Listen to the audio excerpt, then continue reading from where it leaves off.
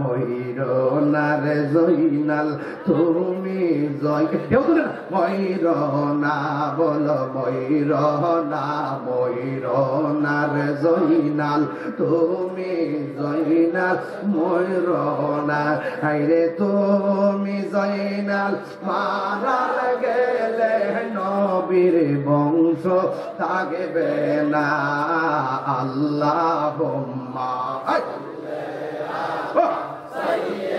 দেনা মুহাম্মাদ নাবি না মাওলানা মুহাম্মাদ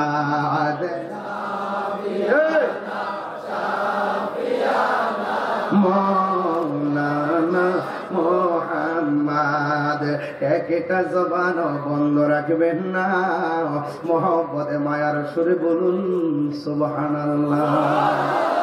বন্ধুরে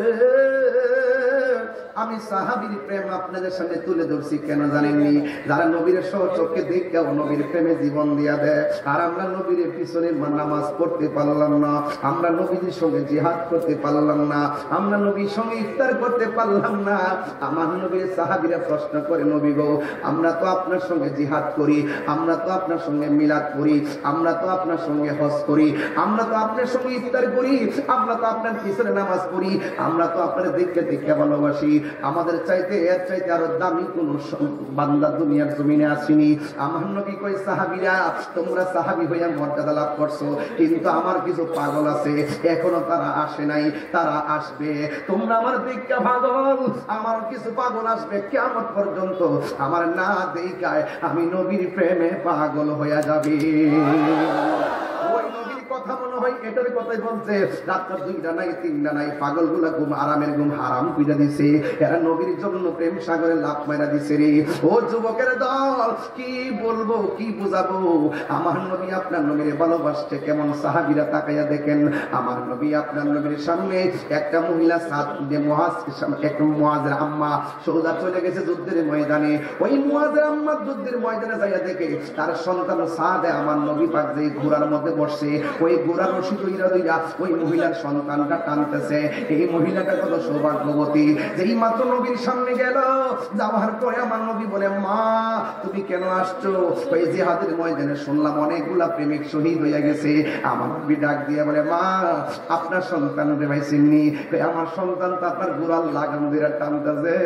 আমার মতন এত সৌভাগ্যবতী মা পৃথিবীর আর কেউ নাই গো নবী গো। হ্যাঁ নবী গো। আমার নবী বলে, মা আপনি আসছেন জিহাদের ময়দানে শহীদদের খবর নেওয়ার জন্য, একটা শুভ সংবাদ লইয়া যান। আজকে যারা শহীদ হয়ে গেছে জান্নাতের মধ্যে খেলাধুলা করতেছে। আজকে যারা শহীদ হয়েছে তাদের পরিবারের কাছে যাইয়া খবরটা দিয়া দেন, এই শহীদরা যেই জান্নাতের মধ্যে থাকবে ওই পরিবারের পরিজনরা তাদের সঙ্গে জান্নাতে থাকবে। শুধুমাত্র তাই নয় গো, ও মা আপনি যাইয়া জানাইয়া দেন, এই হাসরের জিহাদের ময়দানে যারা আমি নবীর প্রেমে জীবনটা দিয়েছে, এরা হাসরের ময়দানে আপনজনদের জন্য আল্লাহর দরবারে সুপারিশ করবে। তাইলে আপনার জীবনটা খুললে কোন নবীর প্রেমে জীবন দিলে লাভ আছে না নাই? এই জন্য এক সাহাবী আমার নবীরে এমন ভাবে জড়াইয়া বুকের মধ্যে জড়াইয়া ধরছে। আমার নবী বলে, তুমি আমারে জড়াইয়া ধরলা কেন? ওই সাহাবীটা ডাক নিয়ে কই, ইয়া রাসূলুল্লাহ, ইয়া হাবিবাল্লাহ, নবী গো আমি আপনার জড়াইয়া ধরছি একটা মাত্র কারণ, আমার চোখের সামনে আপনার বরাবর সিনা মুবারকের বরাবর তীরটা ধরছে। আমি চোখের সামনে তাইকা যদি আমার চোখের সামনে আপনার বদন মুবারকে তীর লাগে, আমি তালহাগিরি শেষ হইয়া যাবে, আমি তালহাগিরি শেষ হইয়া যাবে। আমি আল্লাহর দরবারে কি জবাব দিব? এই জন্য আমি আপনার জড়াইয়া ধরছি। এবার ওই মুহূর্তে তালহার পিছন দিক দিয়ে তীরটা লাগিয়ে গেছে। যে এই মাত্র তীরটা লাগছে শুধুমাত্র পিঠে লাগে নাই, কলিজার মধ্যে ছিদ্র হয়ে গেছে। আমার নবী বলে, তালহা তুমি যে আমার এমন ভাবে ধরলা, তোমার পিঠের মধ্যে তীর লাগছে, তুমি তালহাগির ব্যথা পাও না। এই তালহা মুস্কি মুস্কি হাসতে শুরু করলো। দেখছি নবীর ভালোবাসা কি জিনিস রে বাবা। এবার ওই মুহূর্তে তালহা রাদিয়াল্লাহু তাআলা ডাক দিয়ে বলেন, ইয়া রাসূলুল্লাহ, নবী গো, ও মায়ার নবীজি আপনি আমাকে ব্যথার কথা কেন বললেন? ওই মুহূর্তে তালহা রাদিয়াল্লাহু তাআলা বলেন, নবী গো আমি ব্যথা পাই না কেন জানেননি? আমার পিঠের মধ্যে যদিও লাগতেছে বিশ্বের তীর, আমি তালহার বুকটা লাগিয়ে রয়েছে রাহমাতুল লিল আলামিনের সিনা মুবারকের সঙ্গে। আর জোরে কোন সুবহানাল্লাহ। আবার আমার নবী ডাক দিয়ে, তালহা তুমি হয়তো তীরের ব্যথা পাও না, কিন্তু তোমার শরীর থেকে যেমনি রক্ত ঝরতেছে, তুমি তালহা কিন্তু ধাপে ধাপে মরণের দিকে যাইতেছো। আপনার জবান কোনে কোন আমার নবী বলার ক্ষমতা আছে না নাই? এবার তালহার আগের চাইতে আরো মুস্কি মুস্কি হাসতেছে। আমার নবী আপনার নবী ডাক দিয়ে বলে, তালহা তোমার আমি মরণ যন্ত্রণার কথা বললাম, তীরের আঘাতের চাইতে কোটি গুণ কষ্ট হলো মরণ যন্ত্রণা।